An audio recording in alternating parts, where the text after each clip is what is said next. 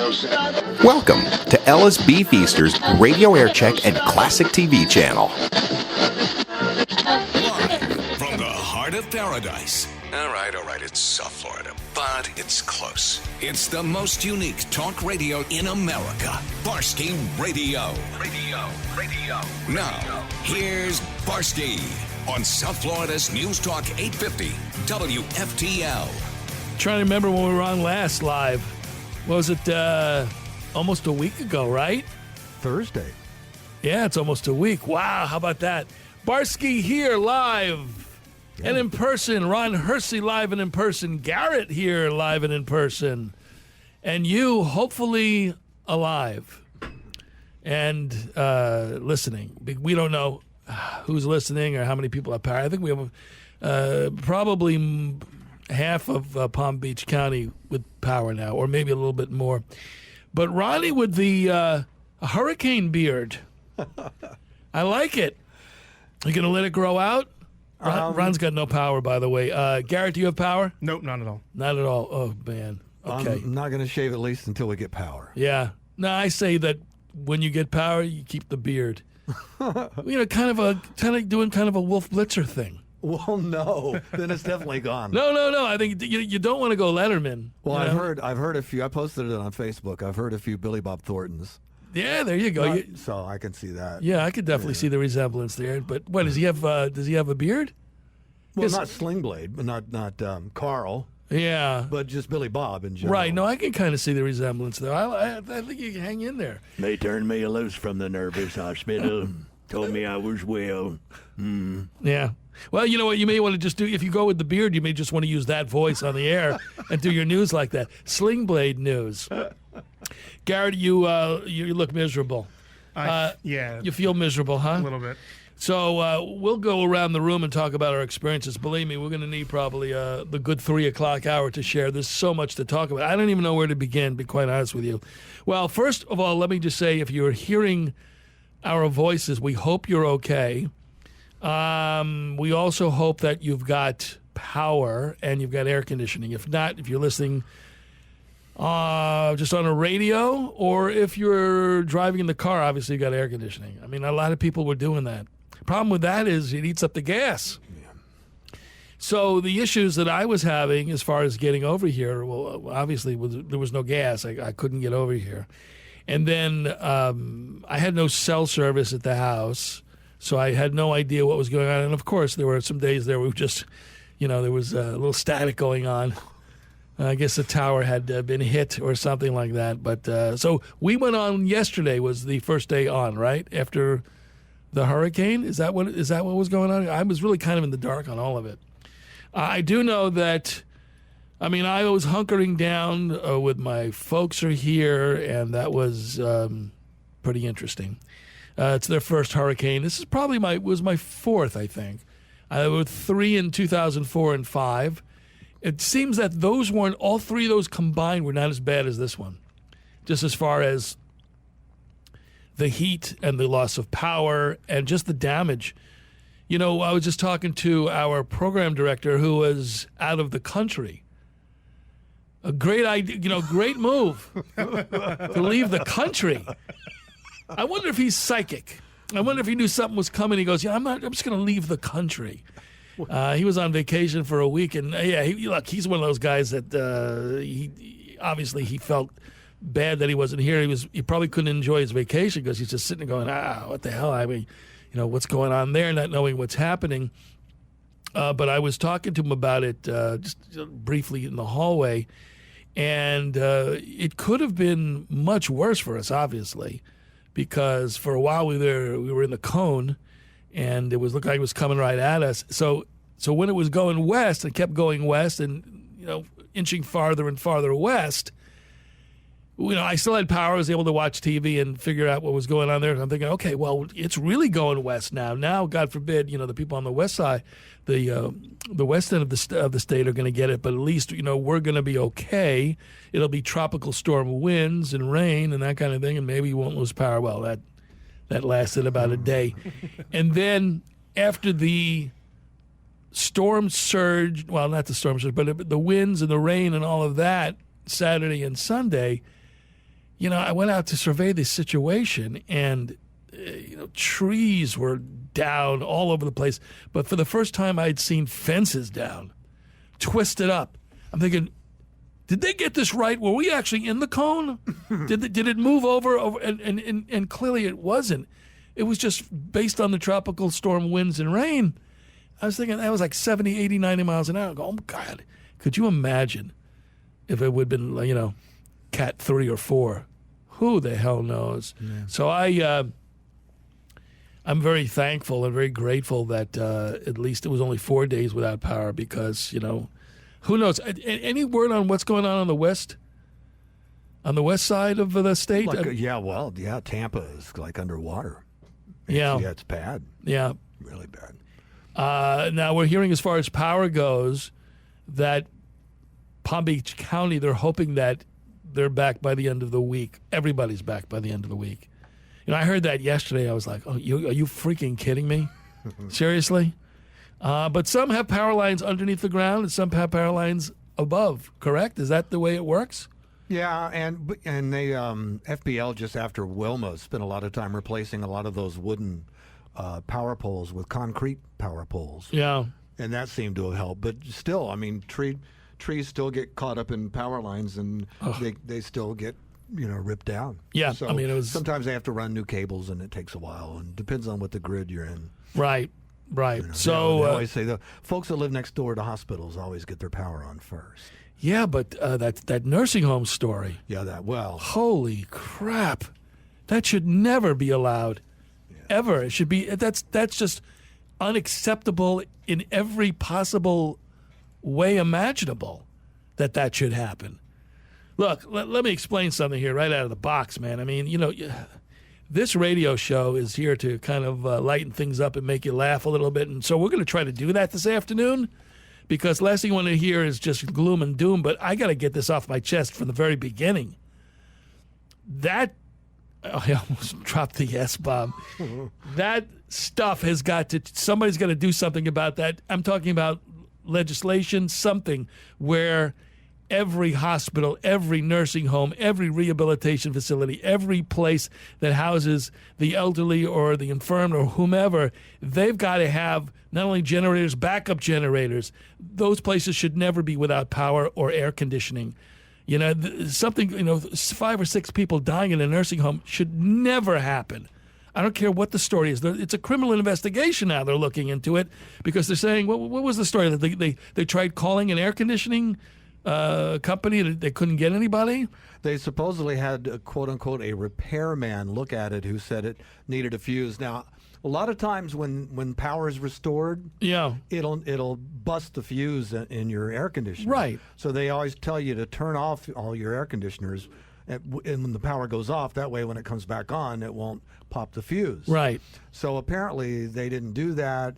And God knows where they found this quote-unquote repairman, but he said he couldn't fix the fuse himself. Okay, that's not an answer. No, that's not an answer. At that point, then you call the police. You call 911. You call a fire department. You say, I don't care what you have to do. Get somebody out here to fix this. We have people who are sweltering, who are in bad health. Right? You call somebody. I don't care what you have to do. Get somebody out there. Look, obviously it was an S storm, any way you looked at it. But when you've got people who are hanging on for dear life based on their age and their physical condition, there's no excuse. You don't get some repair guy, I could just see some, Carl Spackler or something coming in with his pants hanging down. Hey, I tried to fix this thing over here. It's a bad fuse. I don't know what to tell you.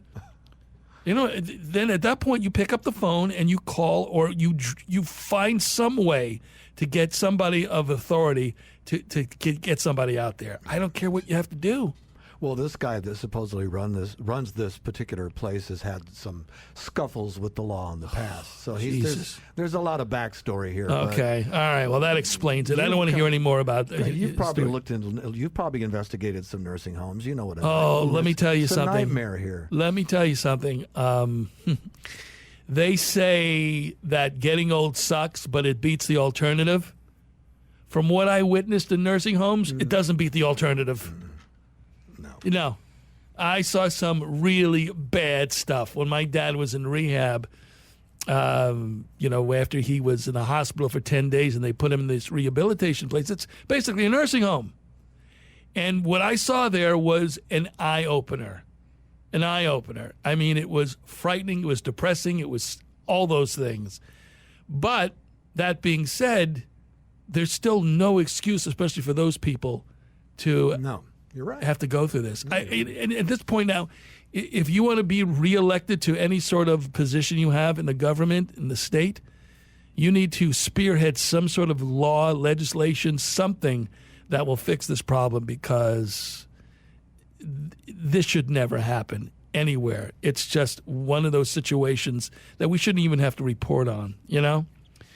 So all right, I had to get that off my chest and out of the way, because I saw that today and I was absolutely floored by it. Can you imagine living like 85, 90 years, and that's how you go out? That's just... And this guy, if they find that this guy, with the sketchy past, didn't do everything he could to fix the situation, this guy needs to go away. He needs to be held accountable, right? Am I right or am I wrong about it? They need to hold this guy accountable if they can prove that he didn't do everything he could to save these lives. I think you're right. So, all right. So I got that out of my system. It may bubble up again later. I don't know. So I finally got some sleep last night. I hadn't slept in 2 days because I cannot sleep when it's 95 degrees inside. I've tried sleeping outside. We'll get into that later on. But, Ron, were you able to get any sleep in the last few days? Oh, I could sleep anytime, anywhere. Right. Ron just dozed off on the air a couple of times here. I don't know if you know that. Garrett? I did doze off in the middle of a recording session one time. You did? And I was talking. Well, that's not good. You may have that Jay Leno disease, that narcolepsy or whatever it is, where you can kind of fall asleep, or maybe you're asleep, but you don't, almost like sleepwalking. If it wasn't for red lights, I wouldn't get any sleep at all. Well, listen, let's talk about that. We'll talk about that too, the power outages and the fact that, you have to now drive with people who don't know how to drive in the state with no traffic lights. Talk about a freaking thrill ride. Barsky Radio on News Talk 850 WFTL. Okay, we're just gonna wrap it up here in a couple seconds here and get back into it. We'll get to the news on time and then get back on track. I haven't been here almost a week. I had a lot to talk about, but there's more to talk about as well. Let me just say this: if I have to pick an inventor between Willis Carrier and Thomas Edison, I'm going Willis Carrier, the inventor of air conditioning. I will tell you something right now. What I learned about this with this experience, my takeaway was, I can live without lights. I can't live without air conditioning. If I had the choice of having lights and no AC, or kerosene lamps and candles and air conditioning, give me the kerosene lamps and candles every moment, every time, because wow. And of course, 90-degree plus temperatures, in this area while all this is going on. So I just found out that Garrett came back to town. You were up north. You decided to go to the West Coast. Yeah, it's we a good made the move. bad decision. It's a good move. you jumped the gun, man. You were looking at that cone. You're going, I'm skedaddling, and then all of a sudden, then I'm going, okay, he's going up to. Where'd you go to? Where? Inverness. Inverness. Okay, so you go to Inverness, and then I'm looking at the forecast. I'm going, oh, it's starting to go. I'm like, oh no, he's going up north, and this thing is moving. It's following him. Yeah, not a great move. I was thinking about, my God, what's going on up there. So how far is that from Tampa? About an hour, I think, north. Okay, all right. Northwestish. So did you experience? I mean, how bad was it when you got hit? It wasn't really bad where we were because we were a little more inland than Tampa was. Okay. We had rain and wind, and we lost power. A couple of branches down, but nothing major. It wasn't anything like obviously the coast got hit with. Right. So that was nice to not have to deal with. Right. All right, listen, we'll get into more of this. I want to hear Garrett's story. I want to hear more. I'll share some stories about the experiences, the prepping, the cleanup, what went on, trying to get sleeping under the stars. camping outside, trying to get some cool breeze. We'll do all that coming up. Barsky Radio on News Talk 850 WFTL. Interesting. Is Joyce going to jump off the Trump train? What's happening? She's very mad at him right now. She's very mad? Yeah. Wow. About Okay. him taking a dinner with Pelosi and I think it was McConnell. Listen, Pelosi always pays. I got to take a dinner with her, okay? She knows where the good steakhouses are, all right? The places I won't eat, she'll eat there, okay? They like her. She's all also right? not happy they haven't gotten a wall up yet. Well, listen, that's a whole other thing, but I'll get to that. I got to have a good meal, and I'm trying to work with these people, okay? I got problems with Omarosa, all right? She's making problems. Yeah, I read something about that earlier today, that Omarosa is the most despised person in the White House. No kidding. She's less likable than Hitler. Oh, wow. Oh, man. All right, well, or maybe I'll take that back. She's as unlikable as Hitler. Well, I'm glad you cleared that I up. just wanted to clear that up. What did he think was going to happen? All right, so listen, I'm looking at some info on what happened down at the Keys. I could do the whole show like this. I don't want to do it. I really don't. I don't want to sit and talk about all the destruction. But my heart's broken for these people. It really is. I mean, my heart's already broken for the people in Houston, but I saw what happened to the people. It was obliterated. You work your 30, 35 years. You get your pension. You go, boy, I'm going to move to the Keys. Who wouldn't want to live down there? Right? You got a little tiki hut. What a life there. You got the tiki hut that serves the drinks at 4 o'clock every afternoon. You go down to wherever, Alamorada, Key West, whatever. You pick a place, you live, you retire.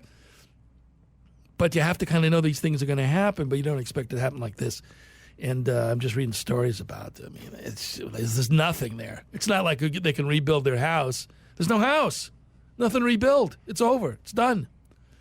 So I'm looking at those stories, and I'm thinking, oh, my God, what can I do to get people in a better mood? And the thing I came up with was, let's just make fun of Garrett for the next... Oh, what? Garrett's moved to the West Coast. No, I just seriously, when you heard that it was moving that way, at any portion of that time you were up there, did you think about, okay, I gotta hoof it back? Because that's what I would have done. I would have cut straight across and then driven down. I thought about it. I don't know. Did you think it was going to change its mind? It was vacillating? Well, it's Irma. Ladies do that from time to time. Can't make a decision on what to wear. See, by the time that we actually got there, we decided to drive up at like midnight Thursday or like early Friday. Yeah. And it took us 14 hours to get there. Oh, so you're thinking, what's the point? I'm not going to bother. So we're thinking if we turn around and go back now, we're not going to get there until the middle of Saturday. Yeah. And it's already going to be in the middle of it. We're just going to stay. Well, maybe you should just kept going. I mean, keep driving up to go to Nashville or something. My cousin went up to just kept driving. She ended up in Tennessee somewhere. Well, my daughter drove from Orlando, where she was in school, to Atlanta, and I followed her up there. Yeah.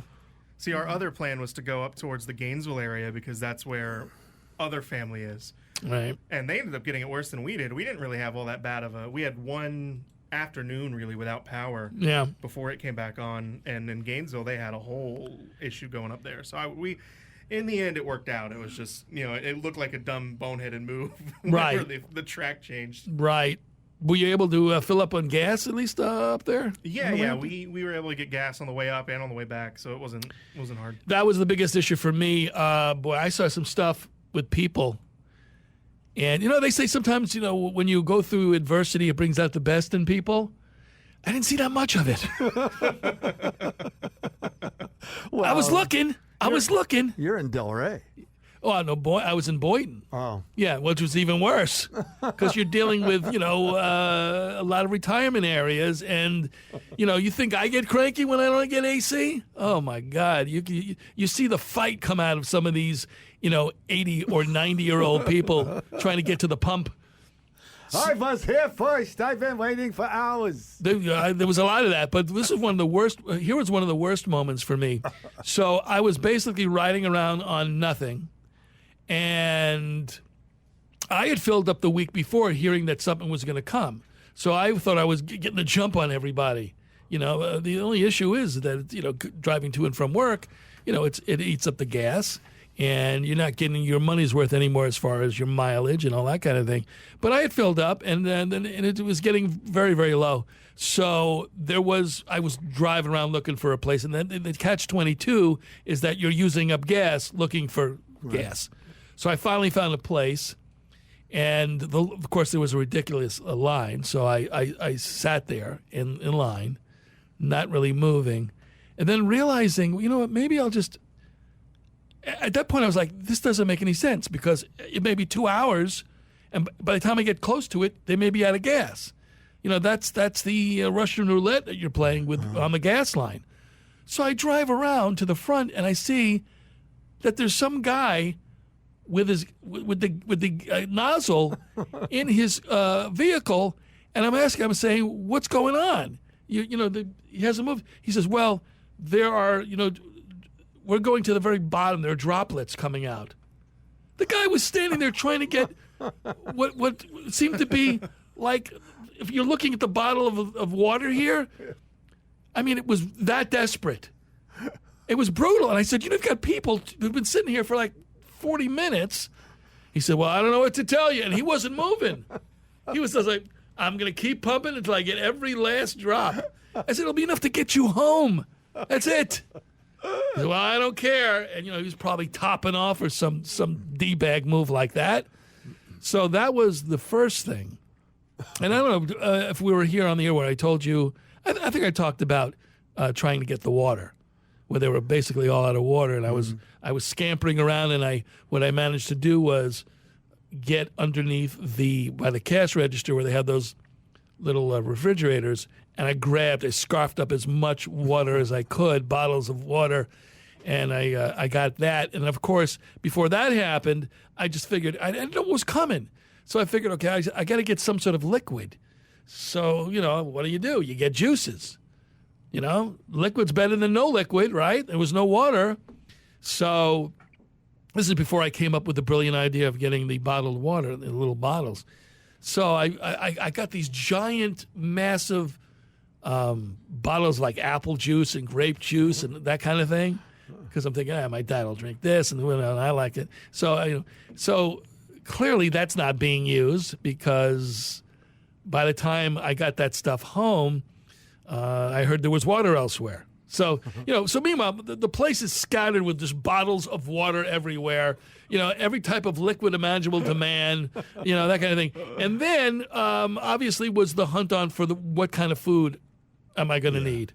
Now, Ron, were you grilling at all? Do you have like an outdoor grill that you were cooking on? I know you. No, we never grilled. You never grilled? No, we did. Well, you don't like grilling at 95-degree temperatures? No, yeah, probably not usually. Right. Okay. I completely understand.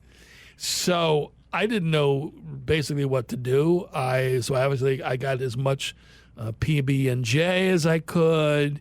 And it's interesting because when you go through something like this, they say canned goods is what, you need canned goods. Well, I'm not going to be eating, cold beefaroni. And that's not going to, I can't stomach that. So you start buying stuff that you would never in a million years buy if it wasn't for this. So I'm like sitting there, I'm trying to decide, okay, do I get the cling peaches? Do I get the diced peaches? What would be a little bit more appetizing? The cling peaches may be a little too big, for me. I get the diced peaches. I'm sitting there, I'm vacillating what kind of peaches I'm going to get, what kind of canned peaches I'm going to get. Okay, let's see. Interesting, sliced pears. I've never bought those in my lifetime. Do I want Bartlett? Or do I want the dark pear or the light pear? The light sauce or heavy sauce? What am I going to go? Yeah, I'm going to go with the syrup or the water. Okay, then it was off to the tuna aisle and see what was left there. Okay, all right. Do I go chunk or do I go white? Do I go in oil, or I'm sitting there going, you schmendrick, just get something. Just grab it. Who cares? So I was grabbing everything. And then I'm not a big cookie guy. I mean, I won't go out of I'll eat them. You know what I mean? But I've really worked hard over the past year to drop the weight that I wanted to drop. And I was trying to stay healthy through all this. Something happens to me when a stressful situation happens That all goes out the window. There's no more dieting. There's no more watching what you eat. There's none of that. So I figured, okay, well, you got to get the non-perishable items. Let's go to the cookie aisle.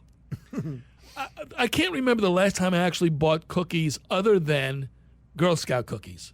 Ron knows that's my crack, Thin Mints. But other than that, I don't think I've ever been in the aisle, probably in years, going, hey, I'll pick up some Chips Ahoy or here's some Oreos. That's not my thing. I don't do that. So there I was in the cookie aisle, and there were plenty of cookies there and crackers and crap like that. So, I got the goldfish, I got the crackers, and I'm like, okay, well, we need something sweet. And so I found the knockoff Thin Mints. There's a company that makes this, chocolate mint kind of a cookie. And I think I had them years ago. Someone said, you got to try this. I know you like the Thin Mints. So I think, okay, let's get 2 boxes of these. Let's get the fudge graham crackers. Let's get these. Okay. Let me just say something. Some people, when they're stressed out, don't eat. They can't eat. That box of like Thin Mint knockoffs, within 20 minutes, they were gone. All of them. I mean, I'm surprised I didn't go to some sort of diabetic shock from all that sugar intake. But yeah, and so now I'm sitting here, I'm going, okay, power's back on. Everything is fine with the world. Now what do I do with this crap? I'm not going to sit here and have it in the house. It's got to go back. So put it in the bags today, marched on back to Publix. I said, you taking this stuff? They said, sure. I mean, obviously I wasn't the only one, because last thing I needed was that stuff in the house. I kept the cling peaches, though. That seemed like it was going to be an interesting, just in case, Jose decides to rear his ugly head or some other, just in case. I have those. Barsky Radio on News Talk 850 WFTL. So before the break, we're talking about, the food that you gather up for preparation of this type of thing, and picking out stuff you'll never eat, you'd never even think about eating. And Ron, you told me off air that you were trying to cook soup. My son, hot soup. My son cooked. We had these aluminum catering trays with the sterno, adapter. Sure. So yeah, he put a sterno thing in and made soup in like a big catering tray. See, I wouldn't eat anything hot. I don't know how you were able to do that. Oh, it was good, man. Yeah. Do you have PB&J? You didn't do any of that? No, we had a lot of lunch meats and stuff. We did eat a lot of sandwiches. Yeah, no, that's all you eat. But the thing is, the lunch meat. Did you have but you did have a generator, so you were able to keep that stuff cool? Yeah. Garrett's wife went out and bought all the dry food, like crackers and all that other stuff, and you didn't even touch any of it, right? Not really. I mean, I think I had one little pack of Cuban crackers, but for the most part, she brought granola bars, crackers, chips. The chips, actually, we ate a little bit of, but, bagels, a bunch of stuff that we never touched. Yeah. By the time we lost power overnight, so we were asleep. We woke up realizing we didn't have power. And instead of eating all the dry foods for breakfast and for lunch, my mother-in-law, who is the house we were staying at, she says, well, I have a gas grill. Let's just cook hot dogs. Yeah, so you did that. All right, done. I'm sitting there watching the coverage on TV, and then I'm noticing, I'm like, there's like a surge, like it's about to go, and then it goes back on. Because I'm thinking, okay, I think we're okay. I think we're not going to lose power. Because that's the worst thing about all of it. I mean, you can fix this, you can fix that, but not knowing, it's the unknown. It's the fear of the unknown. How long you'll be out of power, blah, blah, blah. So I was just sitting there, and it was like teetering, like, and then it would go back on, and I'm thinking, oh, it's just a matter of time. Just a matter of time. And then when it went, it didn't take long. It didn't take long. I was saying at my dad, so he likes to keep it. He doesn't keep it like Letterman keeps a studio. Let's put it that way, because when you're elderly, you're on a lot of blood thinners, and the blood thinners. So my dad wears a sweatshirt when it's 80 degrees. To give you an idea, okay? So to start off with, that was the lead-in. It was already not exactly freezing in there, and when that power went, it didn't take long for that thing to heat up. Yeah, but I had to figure out sleeping situation. The one thing about me, and I was thinking to myself, I was thinking about this. Maybe we talked about this a few weeks ago. I don't know how I was able to do it as a kid, because we didn't have air conditioning.